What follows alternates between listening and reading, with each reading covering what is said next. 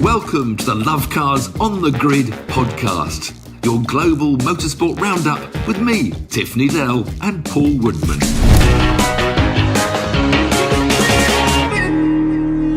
Welcome to episode 22 of Lovecars on the Grid, your global motorsport roundup. And we're going to kick off with probably one of the most well-known, if not the most well-known race in the whole wide world. It is, of course, Le Mans. It was Le Mans weekend, and I thought it was very exciting. Tiff, Needell, what did you think? Well, don't get too carried away, Paul. You know, when you've done 14 Le Mans 24-hour races, like some people stood on the podium in 1990, you know, it was a very good race. And a fantastic result, I think, as everybody wanted. This poor number 7 crew, you know, led by Mike Conway, of course, the British driver, who've had such, but that year when they broke down, you know, with a one lap to go, I mean, they so deserve. And of course, they won the world championship, I think, more than the number 8 car. So the whole world just wanted the number 7 Toyota to win. So that was the great story about it. But there was a chaotic phase at about 8, 9 p.m. when it drizzled and there were cars going off everywhere. And there was that element of it. That was a horrible, you know, you wouldn't want to be out there in those conditions. But from that moment on, it was actually a fairly pedestrian-ish Le Mans, apart from the LMP2 battle, which went right to the last lap and was won by 0.7 of a second. Can you believe it's just incredible. It can be won over 24 hours in less than 1 second. The flagman nearly got run over because the two came round as the Toyotas were doing the traditional cruise, and the flagman, he loves getting out on the track there, the famous French guy, to get his checkered flag and be in the middle of the road. Because normally everybody's just doing a parade. But these two LMP2s were still at it, hammer and tongs. But yeah, there's some great stories. I'm really glad that the top 5, that the 5 hypercars all finished in the top 5. Because even I was talking last week, this could be when an MP2 car wins outright, you know. I'm glad it did. And Glickenhaus did a fantastic job. Alpine, the only real challenger, they had this one-off where they beached themselves on the gravel at the first chicane and lost a couple of laps and never really they got back to 3rd. But it was the Glickenhauses, and they'd never hardly driven the cars in the rain. And of course, the race started in the rain. They dropped back pretty quickly, and I think one had an offer of some problems. But it was brilliant that they got to finish 4th and 5th. And of course, the British driver, you know, Richard Westwood Westbrook was in that 5th place Glickenhaus. So I was really pleased for Glickenhaus to get that finish there. Then came this LMP2, this mass. You know, and I'm not a big LMP2 fan because they are all the same cars. It's a one-make formula. In fact, I'm so looking forward to it because this is just the beginning of this new era of hypercars. And next year we've got Peugeot, then we've got Ferrari, Audi, Porsche, maybe BMW, maybe Acura, Honda, all coming into that top class. So we're going to have, you know, 8 different looking cars, and that'll be about the top 20 or 30 in the field when we're the top class. Which will push this great batch of identikit LMP2s away a bit, which I quite like. I'm talking to looks, though. The one thing about the Toyota, do you like that look? That big open mouth? It's not pretty, is it? I didn't dislike it. I did. I think the LMP2s look quite nice as well. They're cute. Little bubble top roof, you know. Yeah. But the Glickenhauses look much better than the Toyotas. They won the style points for me, whereas that Toyota's a bit of an ugly. LMP2, we didn't get a British winner. The second place car that lost out by 0.7 did have a Brit in it. To catch up with my notes, Tom Blomqvist was the Brit in that car. Of course, the big story as well, Sophia Flörsch had another poor girl. She only gets pressed when she has crashes. And there she was in that horrible, greasy situation when she was hit. I think the yellow zone had already begun when she was first cruising along, and some other LMP2 clattered the barriers and took her off. And then she's just sort of trying to reverse out the troubles in the middle of this yellow zone. It was now, I think, a full pace car because they'd had the crash. And one of the most amazing pictures, the whole Le Mans 2021 to me, was her on her mobile phone. You know, this is the modern world. And my first 7 Le Mans, we didn't have a radio. You know, you waited 4 minutes to get a pit signal down at the Mulsanne. And towards the end of the 1980s, we started getting a radio, and it only worked so when you went past the pits. And now, of course, we've had radios for 20, 30 years, but to see Flörsch on her telephone, on her mobile, what should I do now? And then all of a sudden she's on the phone, but she got clobbered by this person that couldn't see her broadside across the road. So that was quite a struggle. Because LMP2s, we had Tom Blomqvist second, The third place LMP2 was Will Stevens. Fourth place LMP2 was our all-British team, Paul Di Resta, Lynn and Wayne Boyd, and Alex Brundle, fifth place. So we didn't get an LMP2 winner, but we had second, third, fourth and fifth. We won. The British driver James Collado was part of the winning GTE Pro team for the Ferraris, of course. GT AM, we had Callum Illett up in third place, also the Ferrari. So some plenty of good British results. We have to praise also not just Conway, but Kamui Kobayashi and José María López in the winning team, because they've worked so hard to get a win at Le Mans, and it's brilliant that they've got it. I was chuffed for them. I was gutted for our mate Ryan Cullen. They had a breakdown. Yeah, must be awful. You go all that way. I mean, when you break down on the final corner of the final straight. Our mate Ollie was out early on, wasn't he? Yeah, same sort of thing. But it must be so disheartening. The later it goes, the worse it must get. I have got some stats for you, so I like to give the good pit stop. We've got pit stop. Stop time stats. I'm not going to give you. I'm not going to give you times. I'm going to give you the amount of pit stops. There were 33 for the winning car. There were 33 pit stops. That's incredible. That is a lot. Yeah. Now 5,000 kilometers covered, which is about 3,100 miles. Over 1,440 minutes, which of course is 24 hours. So 370 laps of the track. I thought that was quite fascinating. 33 pit stops was quite fascinating, really. And Ollie Webb's actually catching you up, because this must be his 9th Le Mans now. So only a few behind you. So maybe in a few years. The podium, Ollie, the podium. It's pretty hard to get on the podium at Le Mans. Whereas, of course, it was a shame that the father and son team Magnussen's had problems early on. That was a lovely, great story. The all-women crew going out with the first crash. Well, the all-women crew in the GT AM, they finished 8th overall. So the all-women crew in there, they got through. There's so many stories, The two United Autosport cars, one lost his brakes when it was raining, cut straight across the chicane and nailed his teammate. Oh, no. What must you think is bad enough to lose one car, let alone two cars, especially a few hours in? And we didn't lose before the race. The British crewed Corvette with Alexander Sims and who else was with Sims and Tandy. They were hit by Collado on the parade lap when they left the standing grid. Collado, apparently, in the Ferrari, when you're not moving in those cars, you don't have a fan for demisting so much. And he said he was all misted up. He couldn't see a thing. He said he literally was going blind. Straight to the back of that ruined Sims and Tandy, the British crewed Corvette for the whole race. Corvettes did really well. They finished second in the GT Pro, kept the Ferraris honest all the way through. So, of course, GT Pro only going for another year, one more year, and then it's going to be GT3.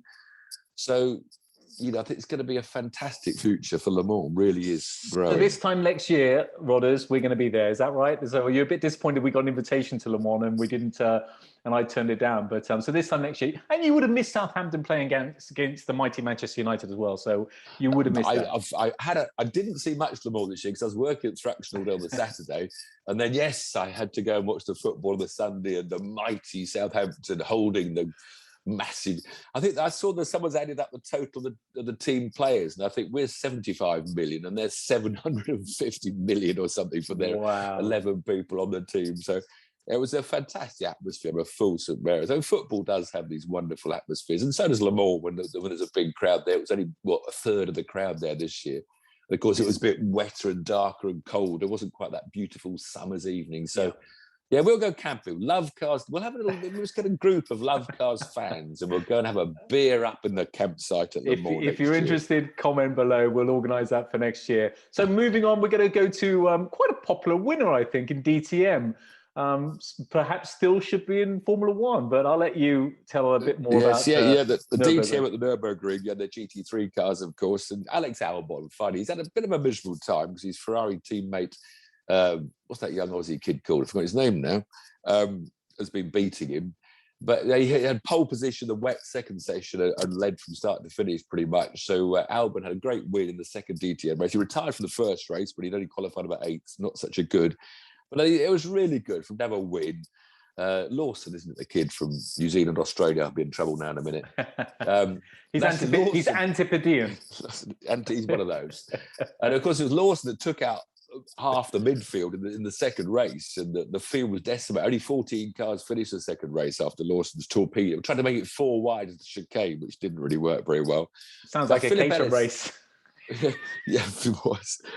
Philip Ellis, the one of only two Brits. Albon's a bit part-Thai. He's got the Thai flag up now, so he won that for Thailand. So Philip Ellis had a third place in his Mercedes, retired in the second race.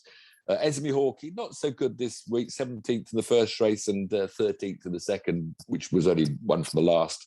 But she's still doing a great job out there flying the British flag for British women. But yeah, plenty of action. The Nürburgring, I mean, these DTM, they use the short circuit of the Nürburgring. Quite why, I'm not sure. I mean, it should be. Why didn't they at least use the Grand Prix circuit there? I know. I don't know. They used a little shortcut track. Oh, well. Oh, good fun. Two wheels. World Superbikes is getting very, very tight at the top. Yes. Can you remember the name of the Turkish rider that is now equal on, but he had 2 wins. He's now equal on points to our Britain's Jonathan Ray, who wins. And it was, of course... Close. Toprak Razgatlioglu. He did very well there. Very good. And he had 2 wins, and Scott Redding pinched the other win on his Ducati. So that puts Jonathan Ray's note. He had a 4 in the first race and a second and third, I think. So yeah, very exciting in World Superbikes. This final British domination has been challenged by this Turkish guy. He's exciting though, isn't he? He's a really exciting kid. It's nice to see. I want the Brits to win, but you also encourage young, exciting new talent, of course, wherever they're from. Yeah. So yeah, British Superbikes. So no World Bikes the weekend. British Superbikes up at Cadwell Park. We've got 2 wins for Peter. What's that circuit like, Tiff? What's Cadwell Park like? Wonderful. I mean, the bikes around there are just awesome. But it's very narrow. For modern cars, it's very hard to overtake with the modern method of blocking that we have with the British method of driving. I talk about blocking.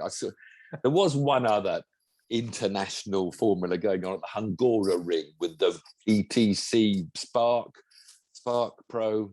Don't know what it's called. The Ollie does, the 6 cars or 4 cars.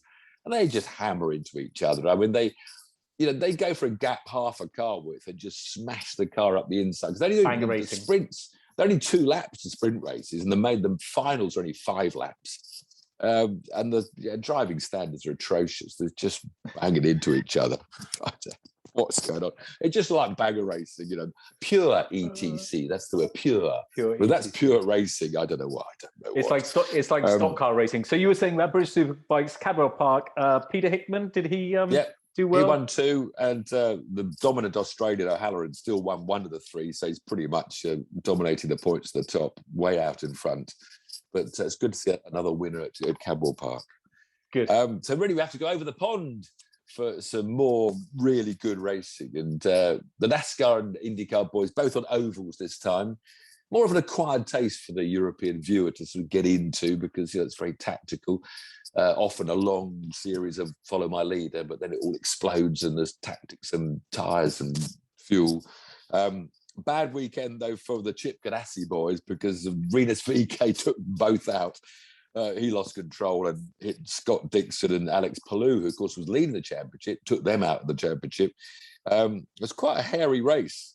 But it was a good weekend for Penske. Penske came through because, of course, they won last weekend's race with Will Power and the street circuit. And they won this week. Joseph Newgarden won to pull himself up to 3rd in the championship.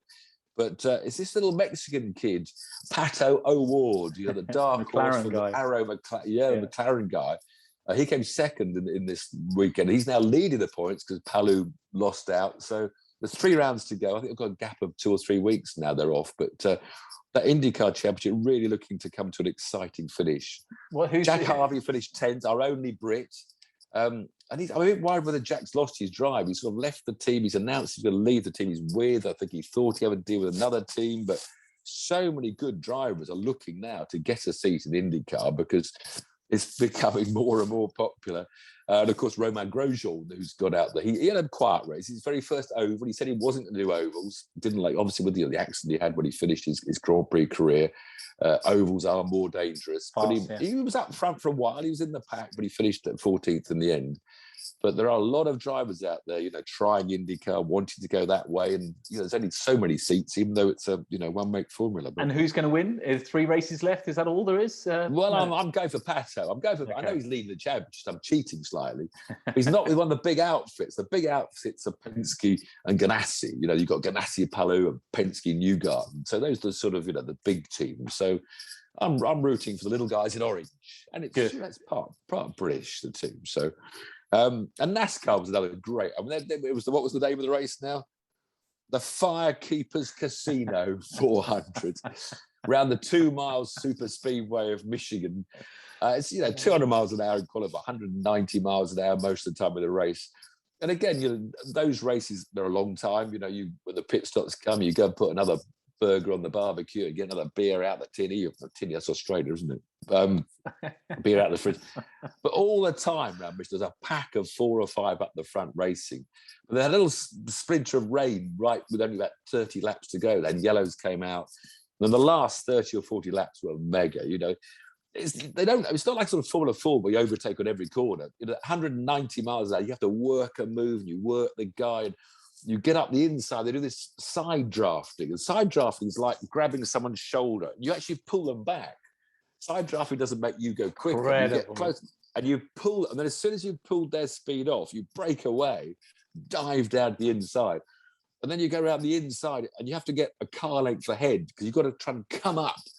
And that's when the corner, the guy's on, he's going, inside. You just wait for him to say clear, and then you dive up in and fill the hole. Anyway, it was a brilliant last few laps. I mean, it was all 200-mile-an-hour chess, but you had the 2 Hendrick Chevrolets of William Byron, and of course, number 5 was up there, Kyle Larson, trying to beat this Ford out front, the 12 of Blaney. And it was just fabulous racing. And 2 or 3 other cars, in the mix right behind 5th and 6th. So I enjoy it. I think more people will if they stick to it and pick a friend.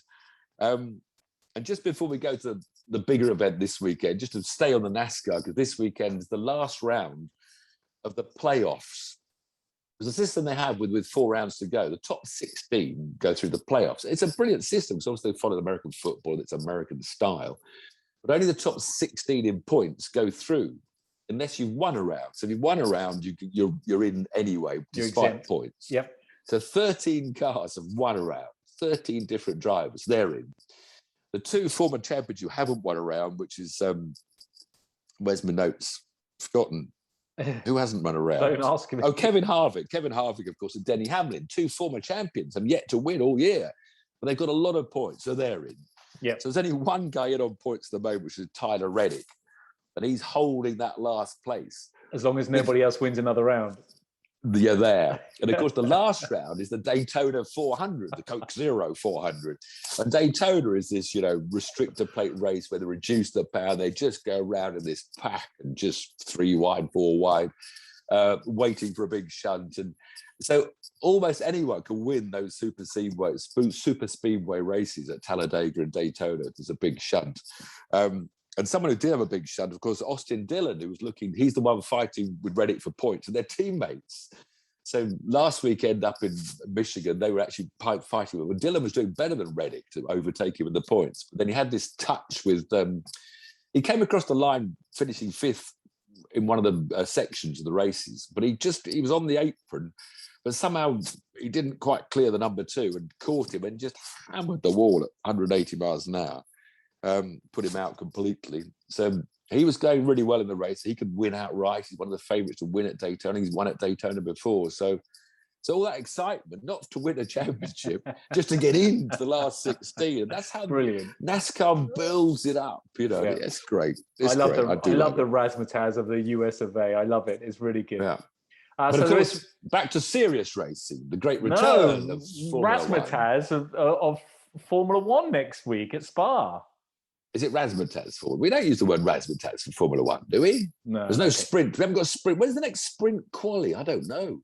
I don't know. Weekend. But we got. So of course, Formula One's back and it's supported by F3 and also W Series. So that's going to be quite exciting. And it's at Spa. So anything can happen. And it's autumn, and the weather forecast is iffy, and it's a big turning point in the championship, I think. Because I think Mercedes it's sort of one of those tracks where both have done well, both Red Bull and Mercedes. So I can't see either the rake or the low rake working better or worse. And I think it's going to be a really good race. And of course, the Max Verstappen army from Holland. Well, he was born in Belgium, I think. Well, there's a bit of he's a mixed race. I didn't know that. I think his mother might be Belgian.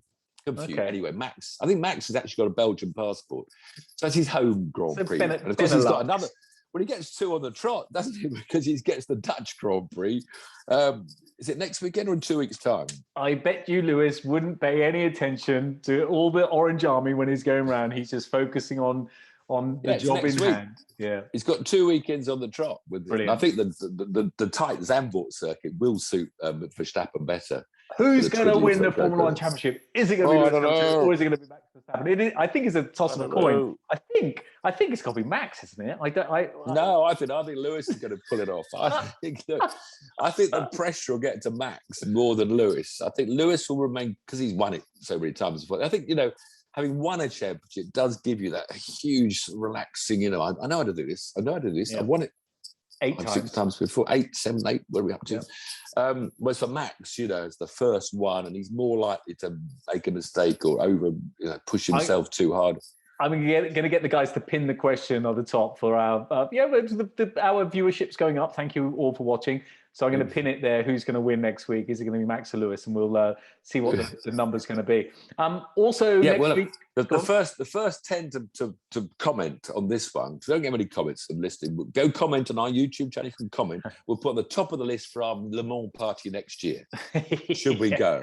You'll be the first 10 to get invited. Although we might not go.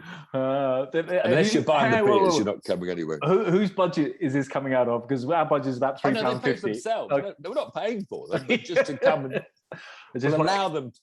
I mean, obviously, you'll bring your big motorhome. Yeah, because you'll be sleeping out. I'll be in the motorhome, and you'll be in the tent outside. You're driving the motorhome with me in it. We'll plan that later. I wish I had a big motorhome, but we will plan a Le Mans trip. That'd be really good. BTCC is going to be at your home circuit, Thruxton. But you're not going to be there. You're going to be up in Silverstone. No, I'm sorry, BTCC fans. I mean, Thruxton's the best place. Fabulous race. We all know that. Go to Thruxton, second race this year at Thruxton, and it just should be a packed house and some fabulous racing from start to finish. But I'm afraid I am creeping up the road to Silverstone with the 2-wheel fans. I should be finding my most yellow shirt of all, because it's Rossi's last race in Britain, around the Grand Prix, British Grand Prix, MotoGP. And I've never been to a MotoGP event live. So, because I love the Moto3, we love, watching those pack of kids, and we've got Sam Lowe's in Moto2. And of course, the great thing about the MotoGP is having had no riders in it at all year, we've now got 2, because Jake Dixon has taken up, he's got Vinales his place, because he's been sacked now from the team for all that surprise. And of course, Cal Crutchlow's substituting for, whose ride's he taken? Who's not? Or was Cal in the Vinales seat and Dixon's in the Vinales? What's Cal's place? Who's injured? I just nod and agree. I'm like those penguins from Madagascar. We've got Cal Crutchlow and Jake Dixon racing in the British Grand Prix. That'd be fabulous. 2 Brits in the race. We've had none all year. And although Crutchlow, I think, did Austria. On the weather, substitute. The weather actually is quite good for next week. The weather looks good for the UK. We're finally our summer. We're going to have about 20-degree weather for the next week or so. So very good. But speaking of summer, and aren't there some electric things going around in Greenland or somewhere? We forgot. Finally for next week. How come this wasn't a headline? There are some electric beach buggies sliding around a Greenland glacier. There we go. It's called the Arctic Grand Prix Extreme E. Don't miss it. Because it took that long, didn't it, for the ship to get from wherever it was? Oh, I don't know. We're going to quit now. And as always, thanks for joining. Leave some comments below. Let us know who's watching. Thank you. Le Mans 2022. Be there.